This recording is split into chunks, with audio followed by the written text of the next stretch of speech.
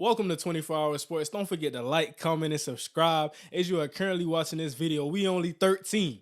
We only 13 subs away from 700 subs, and in turn, at 800 subs, I have a huge announcement revolving around my 1K special. But before I do all of that, I'm gonna give a sneak peek into just exactly what the announcement will be about when I hit 700 subs. And quite frankly, if you're already watching this video, I know you're rocking with me. I know you're rocking with the receiver that we talking about today, and that's gonna start the topic of this video. We talking about Ceedee Lamb, a guy who at the start of the season had a little bit of drop concerns. Jerry Jones questioning, do we have a #1 receiver? Ceedee Lamb has stepped up to the challenge and more. If your defense is playing against Ceedee Lamb, there's no way that you leaving him one-on-one against a corner on your team. You're not doing it, whether it's in the slot, whether it's outside. And an interesting take that I want to make is the Cowboys don't have 2 running backs.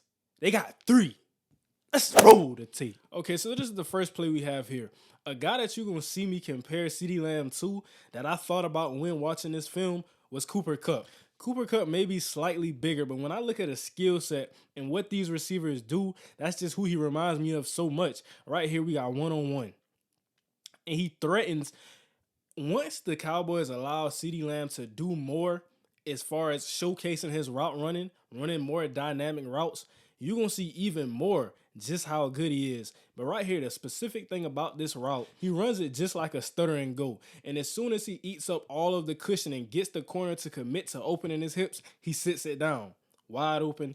Dak has that time and they have that connection. And there's been questions about the connection between Ceedee and Dak, but I think this season it's the best that it's ever been because he understands this is his #1 receiver. I have to trust him and give him the ball. And you know, some of the things that Ceedee does, it can be seen as common things. Every receiver does this, but it's about the little things, because when you're playing a decent corner who can actually cover, is giving you a good rep, it's going to come down to how did he release off the line? Does this route look like this route? Is this the route that they usually run against this coverage? Can I make this look like this?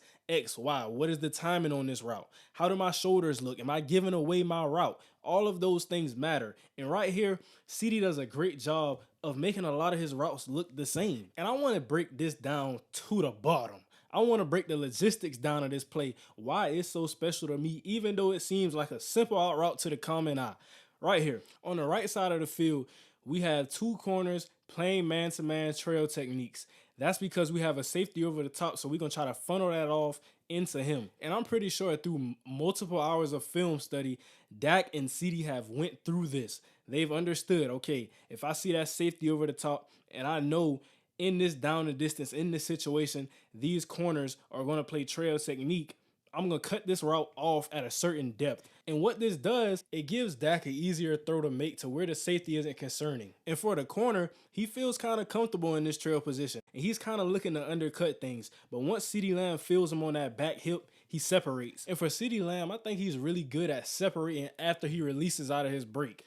Ceedee is just a matchup nightmare. Right here, we see the corner playing him straight up. He doesn't have outside leverage. He doesn't have inside leverage. And I'm not going to sit here and act like Ceedee is the fastest guy, but it's something about him that's so sudden. He can hit you with a and when you least expect it, he can beat you with speed. But right here, what he does, he's playing with this corner. He's playing with him. He's explosive with his release to the inside. And as soon as Ceedee got back to the inside, like they say, at this moment he knew because he knew.